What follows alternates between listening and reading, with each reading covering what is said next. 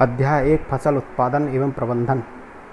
सभी सजीवों को अपने दैनिक जीवन के क्रियाकलाप संपन्न करने के लिए भोजन की आवश्यकता होती है।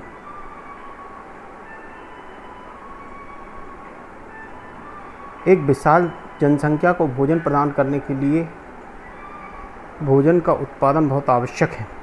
तो हम यह कार्य किस तरीके से कर सकते हैं?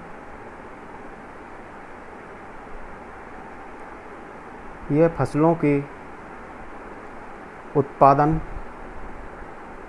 के द्वारा करते हैं। फसलों को किस तरीके से परिभाषित कर सकते हैं? जब एक ही प्रकार के पौधों को किसी स्थान पर बड़े पैमाने पर उगाया जाता है तो इसे फसल कहते हैं। फसलों को मुख्यतः दो वर्गों में बांटा जा सकता है।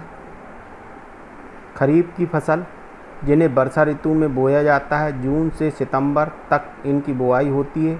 इनमें प्रमुख धान, मक्का, सोयाबीन, मूंगफली, कपास इत्यादि फसलें हैं। दूसरा रबी की फसल, जिन्हें शीत ऋतु में बोया जाता है, अक्टूबर से मार्च तक इनकी बुआई होती है। इन फसलों में प्रमुख गेहूं, चना, मटर, सरसों तथा अलसी है। फसल उत्पादन के लिए निम्नलिखित बिंदु प्रमुख होते हैं। पहला, मिट्टी तैयार करना। दूसरा, बुआई। तीसरा, खाद एवं उर्वरक देना। चौथा, सिंचाई। पांचवा, खरपतवार से सुरक्षा। छठवां, कटाई। सातवां, भंडारण। पहला, मिट्टी तैयार करना। मिट्टी को पलटना या इसे पोला करना मिट्टी को तैयार करना कहलाता है। यह कृषि का अत्यंत महत्वपूर्ण कार्य है। इससे फसल में उगाए पौधों की जड़ भूमि में गहराई तक जाती है और उसमें अच्छी तरीके से पोषण का कार्य होता है। मिट्टी को पलटने से उसमें विभिन्न खनिज पदार्थ, जल, वायु एक दूसरे में अच्छी तरीके से मिल जाते हैं। यह कार्य हल एवं ट्रैक्टर में लगे कल्टीवेटर से किया जाता है। दूसरा, बुआई। साफ एवं स्वस्थ एवं उपचारित बीजों को भूमि में उचित गहराई एवं उचित दूरी पर उगने के लिए लगाना बुआई कहलाता है। यह कार्य ट्रैक्टर में लगने वाले सीडल ड्रिल के द्वारा किए जाते हैं। तीसरा, खाद एवं उर्वरक। वे पदार्थ जिन्हें मिट्टी में पोषक स्तर बनाए रखने के लिए मिलाया जाता है उन्हें हम खाद एवं उर्वरक कहते हैं।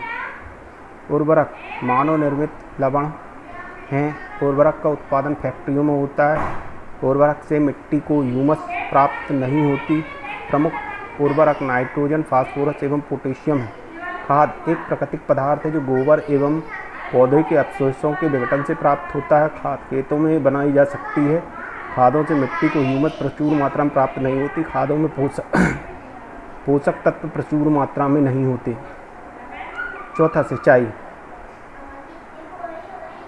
निश्चित अंतराल पर खेतों में जल देना सिंचाई कहलाता है। सिंचाई का समय एवं बारंबारता फसलों, मिट्टी एवं ऋतुओं में भिन्न होता है। सिंचाई के पारंपरिक स्रोतों के रूप में कुएं, जलकूप, तालाब, नदी, बांध एवं नहर इत्यादि प्रमुख हैं।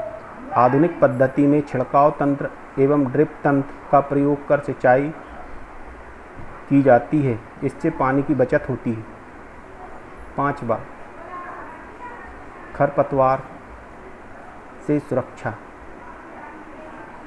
वे अवांछनीय पौधे जो प्राकृतिक रूप से फसलों के साथ उग जाते हैं इन्हें खरपतवार कहते हैं। खरपतवार को हटाने की प्रक्रिया को निराई कहते हैं। खरपतवार को हटाने के लिए कुछ रसायनों का प्रयोग किया जाता है, जिन्हें खरपतवारनाशी कहते हैं।